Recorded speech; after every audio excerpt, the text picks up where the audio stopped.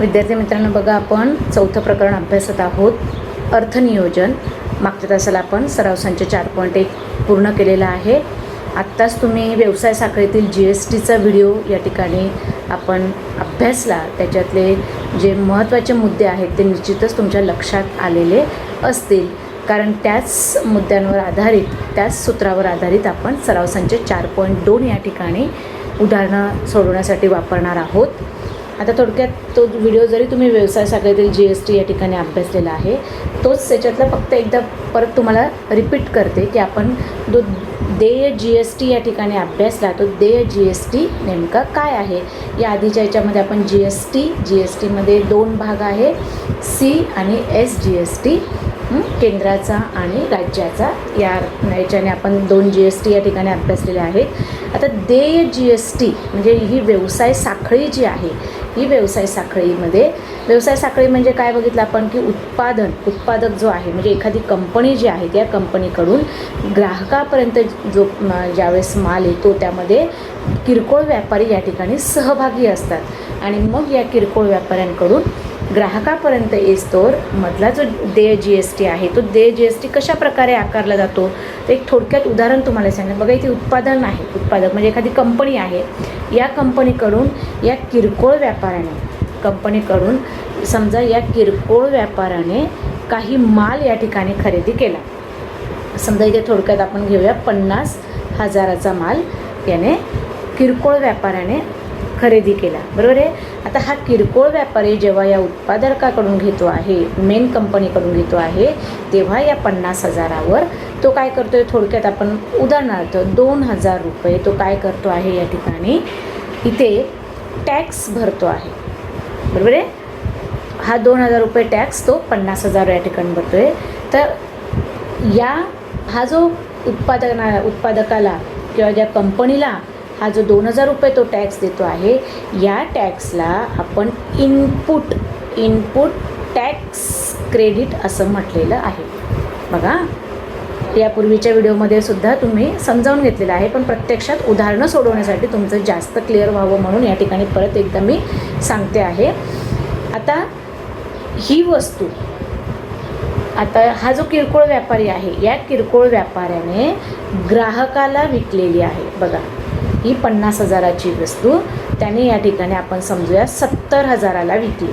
बघा, या व्यापाऱ्याने ग्राहकाला तीच वस्तू 70,000ला विकलेली आहे आणि ग्राहक याला या ठिकाणी 3,000 रुपये टॅक्स देतो आहे. बघा, 3,000 रुपये याने टॅक्स दिलेला आहे, जो GST आहे तो टॅक्स या ठिकाणी 3,000 रुपये ग्राहक व्यापाऱ्याला देतो आहे. त्यावेळेस या टॅक्सला या ठिकाणी आपण आउटपुट टॅक्स असे म्हणतो, आउटपुट टॅक्स असे म्हणतात. म्हणजे या व्यवहारामध्ये किरकोळ व्यापारी काय करतो आहे, त्या किरकोळ व्यापाऱ्याने कंपनीला जो टॅक्स भरलेला होता तो टॅक्स बरोबर ग्राहकाकडून तो वसूल करतो आहे. बघा, म्हणजे अशा प्रकारे हे जे टॅक्स आहेत, इनपुट आणि हे जे आहेत, या किरकोळ व्यापाऱ्याने उत्पादकाला दिलेला जो टॅक्स आहे किंवा जे क्रेडिट आहे किंवा जे रक्कम तो देतो आहे, त्याला काय म्हटलं आहे, इनपुट टॅक्स क्रेडिट असं म्हटलेलं आहे. आणि ग्राहकाकडून त्याने जो गोळा केलेला आहे, त्या गोळा केलेल्या रकमेला, टॅक्सला इथे आउटपुट टॅक्स असं म्हणायचं आहे. हे अगदी पक्क तुम्हाला लक्षात ठेवायचं आहे, म्हणून पुन्हा मी एकदा रिपीट करून दिले आहे. आणि मग याच्यावरून आपल्याला देय GST या ठिकाणी काढायचं आहे. बघा, देय GST कसा काढणार आहेत, कोणतं सूत्र या ठिकाणी वापरणार तुम्ही, आउटपुट टॅक्स, बरोबर आहे. आउटपुट टॅक्स म्हणजे कोणता, ग्राहकाकडून गोळा केलेला जो टॅक्स होता, व्यापाऱ्याने ग्राहकाकडून गोळा केलेला जो टॅक्स आहे तो आउटपुट टॅक्स वजा इनपुट टॅक्स क्रेडिट, ज्याला ITC आपण म्हटलेलं आहे शॉर्टमध्ये. पुस्तकात पण हे सूत्र आपल्याला दिलेलं आहे.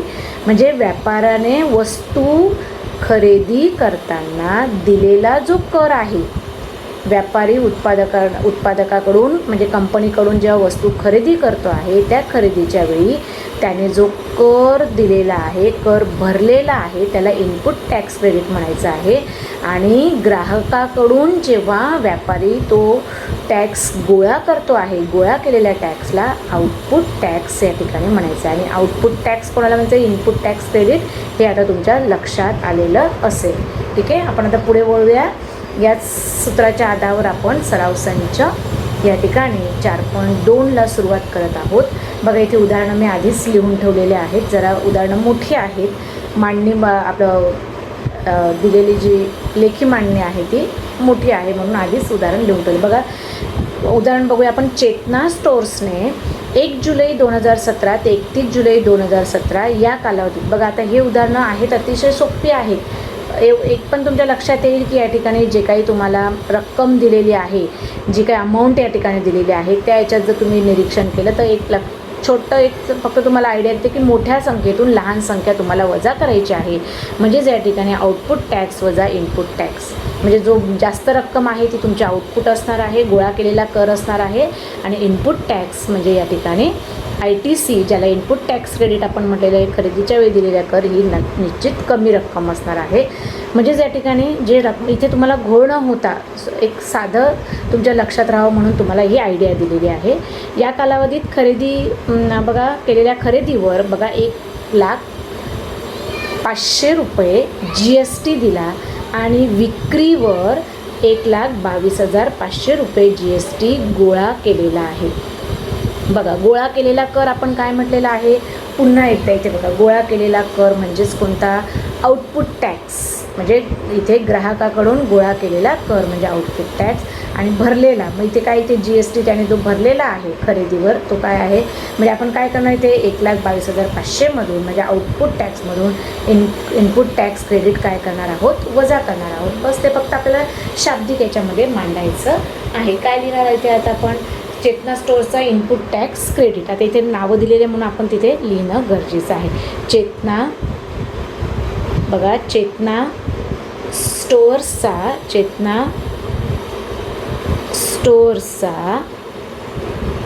काय घेणार आहात आपण, direct input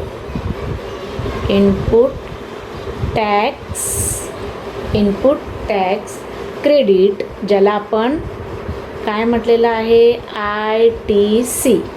input tax credit किती रुपये आहे, इनपुट टॅक्स क्रेडिट बरोबर 1,05,000 रुपये, बरोबर आहे.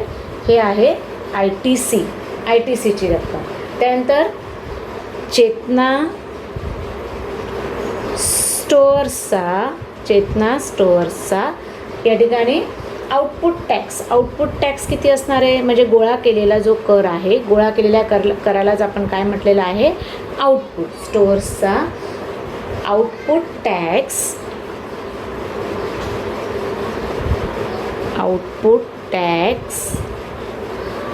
बरोबर 1,22,500 रुपये. ठीक आहे. आता इथे देय GST आपल्याला काढायचं आहे म्हणून चेतना स्टोअर्सचा देय इथे भरावं लागणारा देय GST काढा. देय GST बरोबर, आता सूत्र आउटपुट टॅक्स वजा ITC. आउटपुट टॅक्स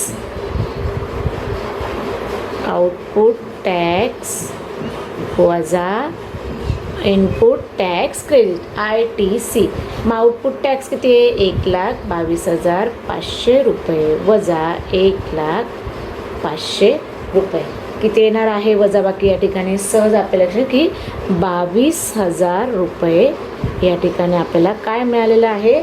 चेतना स्टोअर्सला किती देय GST किती भरावं लागणार आहे, देय GST 22,500 रुपये.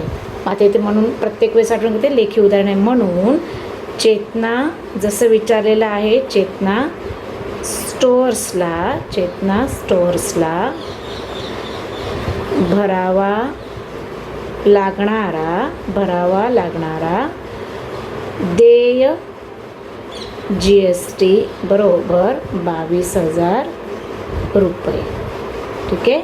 अतिशय सोपं उदाहरण आहे. फक्त इथे तुम्हाला आउटपुट टॅक्स वजा ITC तुम्हाला इथे सूत्र वापरायचं आहे आणि ते वजाबाकी करून उत्तर मिळवायचं आहे. दुसरं उदाहरण बघा. नजमा या GST कायदा अंतर्गत नोंदणीकृत दुकानाच्या मालकीन आहेत.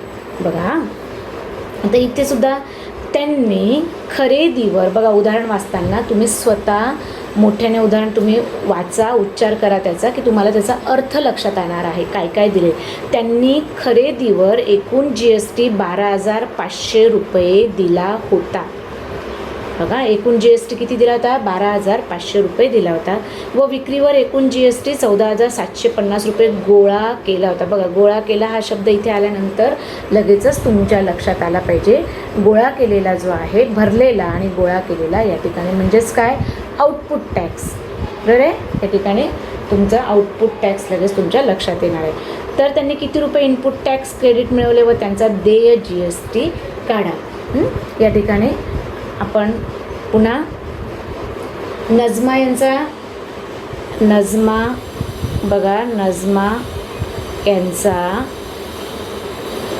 हा त्यांनी 12,500 रुपये काय केलेला आहे, खरेदी करताना दिलेला आहे. म्हणून त्यांचं काय झालं, इनपुट टॅक्स किती झालं, नजमा यांचा इनपुट टॅक्स किती रुपये, बरोबर 12,500 रुपये. ठीक आहे. आणि आउटपुट टॅक्स किती दिला आहे, आणि आउटपुट टॅक्स बरोबर 14,750 रुपये. किती आउटपुट टॅक्स किती आहे, 14,750 रुपये. म्हणजेच त्यांना इनपुट टॅक्स क्रेडिट किती मिळालेलं आहे, 12,500 रुपये. म्हणून नजमा यांना मिळालेले इनपुट टॅक्स क्रेडिट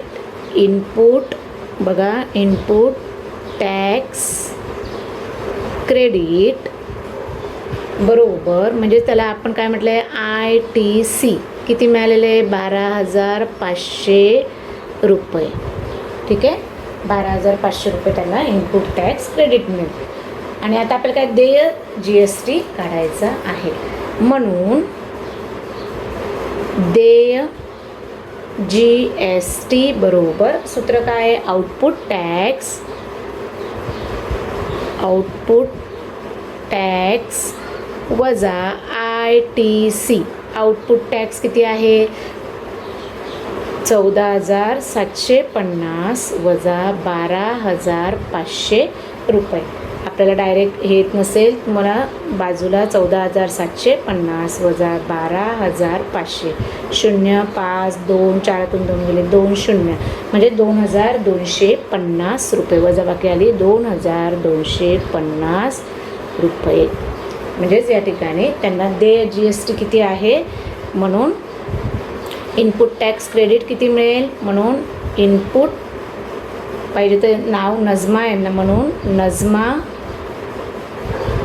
यांना 12,500 रुपये काय मिळणार आहे, इनपुट टॅक्स क्रेडिट मिळेल व देय GST बरोबर 2,250 रुपये. ठीक आहे. बघा अतिशय सोपी उदाहरणं आहेत. फक्त तुम्ही काळजीपूर्वक त्यांचं वाचन करा आणि त्या पद्धतीने उदाहरणं तुम्हाला स्वतःसुद्धा काही कुठल्याही प्रकारचं जास्त हे न करता सहजपणे सोडवता येणार आहे. तिसरं उदाहरण बघूया आपण. तर तिसऱ्या उदाहरणामध्ये इथे जरा थोडंसं आपल्याला 2 व्यवहार या ठिकाणी दिलेले आहेत. बघूया आपण उदाहरण वाचूया. अमीर एंटरप्राइजेसने चॉकलेट सॉसच्या बाटल्या बघा खरेदी करताना 3,800 रुपये GST भरला. बघा अमीर एंटरप्राइजेसने काय केलं, चॉकलेट सॉसच्या बाटल्या खरेदी करताना 3,800 रुपये GST भरला आणि त्या अकबरी ब्रदर्सला विकताना 4,100 रुपये GST गोळा केला. बघा, भरला आणि गोळा केला. आता त्यानंतर अजून दुसरा एक व्यवहार झाला. मयंक फूड कॉर्नरने या अकबरी ब्रदरकडून त्या बाटल्या 4,500 रुपये GST देऊन विकत घेतल्या आहेत.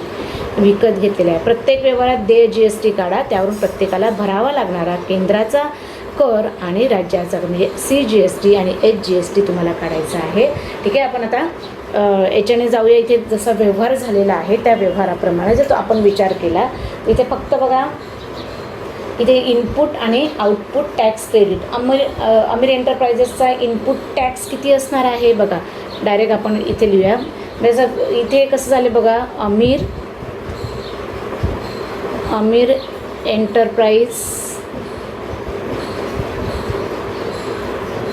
एंटरप्राइजचा पहिला व्यवहार, नंतर इथून अकबरी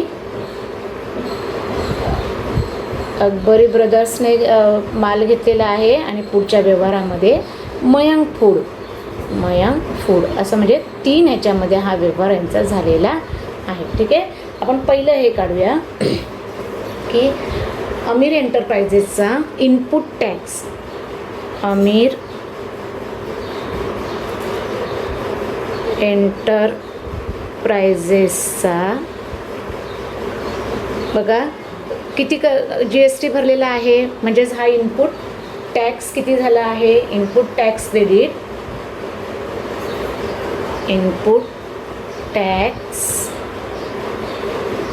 क्रेडिट म्हणजे ITC लिहिलं तरी चालेल. इनपुट टॅक्स क्रेडिट किती आहे, 3,800 रुपये. ठीक आहे, आणि या ठिकाणी इनपुट टॅक्स रेट ITC 3,800 रुपये आणि आउटपुट टॅक्स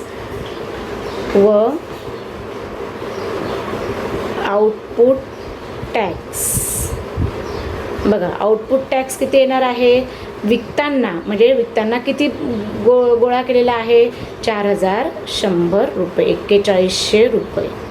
ठीक आहे, म्हणून आता देय GST, म्हणून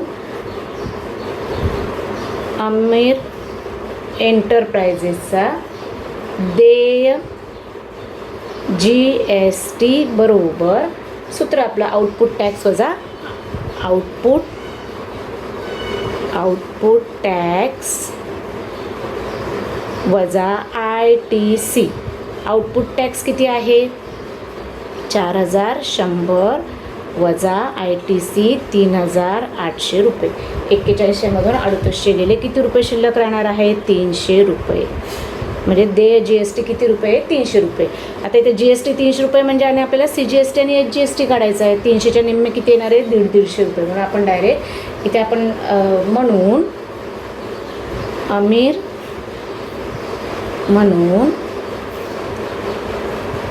अमीर एंटरप्राइजेसला भरावा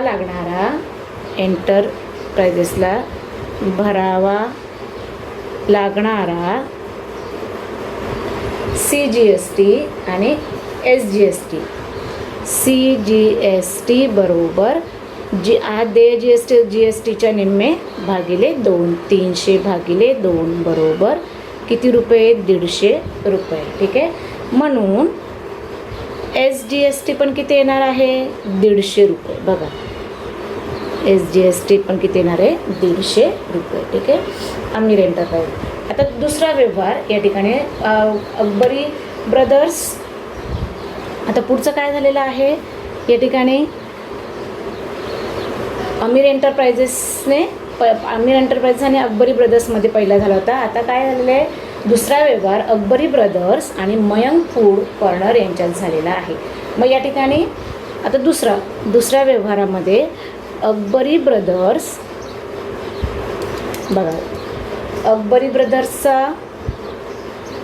ब्रदर्सचा इनपुट टॅक्स किती येणार आहे, म्हणजे ITC किती येणार आहे, इनपुट टॅक्स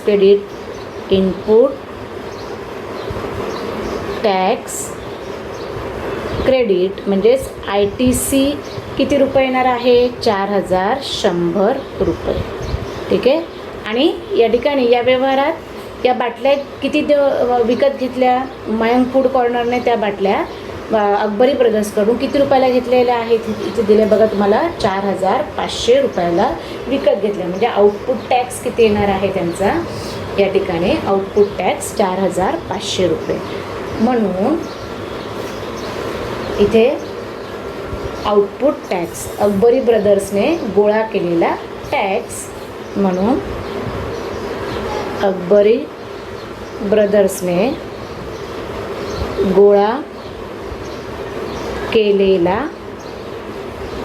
टॅक्स, ज्याला आपण कुठला म्हटलेला आहे? Output tax. बरोबर आहे? आउटपुट टॅक्स बरोबर 4,500 रुपये.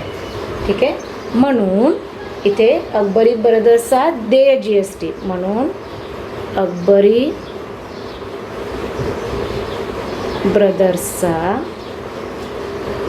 देय GST बरोबर आउटपुट टॅक्स वजा ITC बरोबर काय येणार आहे? 4,500 वजा 4,100 वजा बाकी येणार आहे 400 रुपये. पुन्हा देय GST, आता CGST आणि HGST म्हणजे काय येणार आहे? यांना भागिले 2. बरोबर आहे? म्हणून अकबरी ब्रदर्स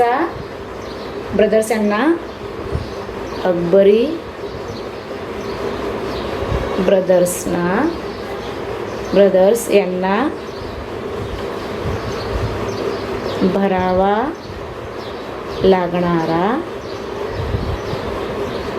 CGST बरोबर GST भागिले 2 म्हणजे 400 भागिले 2 बरोबर किती आहे? 200 रुपये. मग CGST 200 रुपये, तर SGST पण किती येणार आहे? 200 रुपये. म्हणजे या प्रत्येक व्यवहारामध्ये उदाहरण जरी आपल्याला मोठं दिसत असलं तरी सुद्धा अतिशय सोपं आहे. फक्त या अमीर एंटरप्राइजेस, अकबरी ब्रदर्स आणि मयंक फूड तिघांमध्ये झालेला जो व्यवहार आहे त्या व्यवहारामध्ये प्रत्येक वेळेस तुम्ही ITC आणि आउटपुट टॅक्स लक्षात घ्यायचा आहे. आणि त्याच्यावरून देय GST वरून आपल्याला CGST आणि HGST या ठिकाणी मिळणार आहे. दुसऱ्या याच्यामध्ये पण अकबरी ब्रदर्सचा देय GST आपण 400 रुपये मिळवला आणि त्यांना भरावा लागणारा केंद्राचा आणि राज्याचा कर अनुक्रमे 200 रुपये या ठिकाणी आहे.